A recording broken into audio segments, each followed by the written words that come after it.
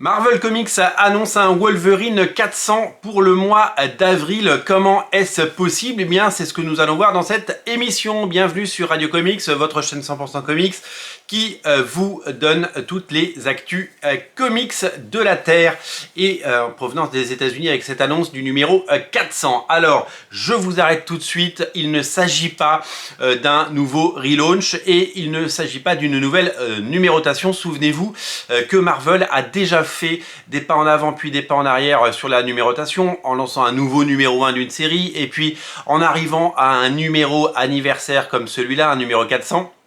Conserver, garder cette numérotation.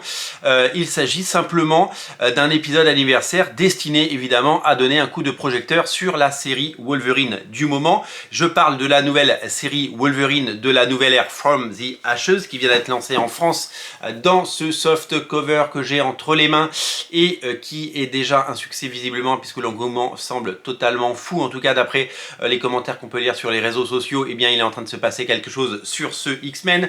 Cette nouvelle série Wolverine, elle sera intégrée dans ce fascicule. Donc dans les prochains numéros, vous aurez les premiers numéros de la série de Wolverine. Au scénario, c'est Saladin Ahmed et au dessin, c'est Martino Coccolo, un dessinateur qui s'est révélé ces dernières années et qui a un sacré niveau de dessin. Il y a des nouvelles pousses chez Marvel, il y a des nouveaux talents et il y a des auteurs qui évidemment vont marquer l'histoire dans les prochaines années. Évidemment, nous serons attentifs à la carrière de ces auteurs et au succès s'il est là.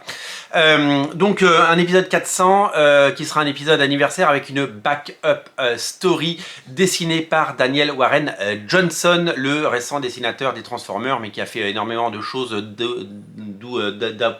d'Powerbomb, voilà, notamment chez Urban et plein d'autres séries encore. Il avait fait du Beta Ray Bill, souvenez-vous, chez Marvel. Donc une backup story pour ce numéro anniversaire et sinon c'est l'histoire par les auteurs habituels. Comment ça va se manifester eh bien pour vous, regardez, ça c'est le X-Men numéro 1 en version originale, ça c'est le X-Men numéro 1 en version française. En version originale, vous avez le gros numéro 1, c'est un numéro 1, et vous avez en dessous marqué LGY pour L pour Legacy, et il y a écrit 301.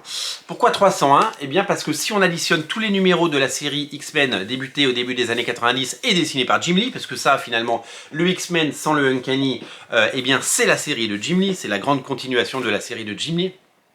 Eh bien si on additionne tous les numéros et tous les différents relaunchs qu'on a pu avoir, eh bien on arrive à 301. C'est-à-dire qu'il y a eu 300 numéros et celui-là c'est le 301e. Donc si vous vous amusez à les ranger dans votre collection et si vous les avez tous, eh bien, si vous les mettez à la suite, eh bien, celui-là va après le numéro 300 ou un numéro qui était le numéro 300 mais qui n'avait pas le numéro 300. C'est là toute la difficulté de suivre ça parce que Legacy, ils l'ont introduit il y a une petite dizaine d'années, ils ne le mettent pas partout, ils ne le mettent pas sur tous les titres, donc c'est un petit peu compliqué de suivre ça. Donc cette double numérotation, elle existe quand même depuis un sacré bout de temps et c'est une double numérotation qui existe sur des séries comme Spider-Man par exemple. Amazing Spider-Man a sa double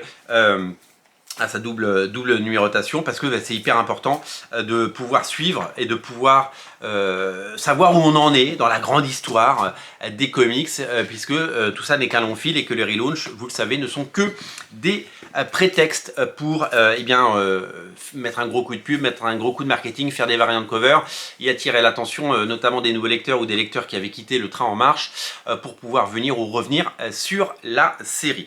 Donc sur Wolverine 400, eh bien ce sera un numéro 8, il y aura marqué numéro 8 ici et ce sera un numéro 400 en dessous, voilà. Ça permettra d'y voir plus clair sur la série Uncanny X-Men, par exemple le numéro 1 qui est publié dans le deuxième numéro qui est également sorti, eh bien c'est le numéro 701, voilà.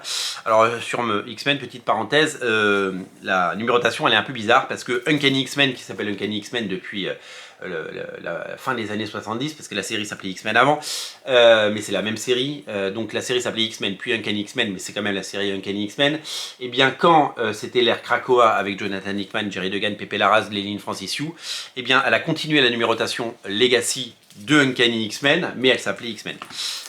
Donc en gros si vous arrivez à vous y retrouver, eh bien, vous aurez un diplôme d'une grande université américaine qui vous permettra d'accéder à des positions de top management dans des entreprises du CAC 40 parce qu'il faut vraiment comprendre quelque chose, ou alors vous êtes un ingénieur et vous êtes bon pour rejoindre les plus grandes sociétés pour envoyer des fusées sur la Lune et sur Mars, bien sûr. Qu'est-ce que je voulais vous dire? Oui, pour Wolverine 400, il y aura des variantes cover, notamment Andy Kubert. On s'attendait à Adam Kubert qui a décidé tellement de numéros, mais Andy Kubert fait une magnifique couverture.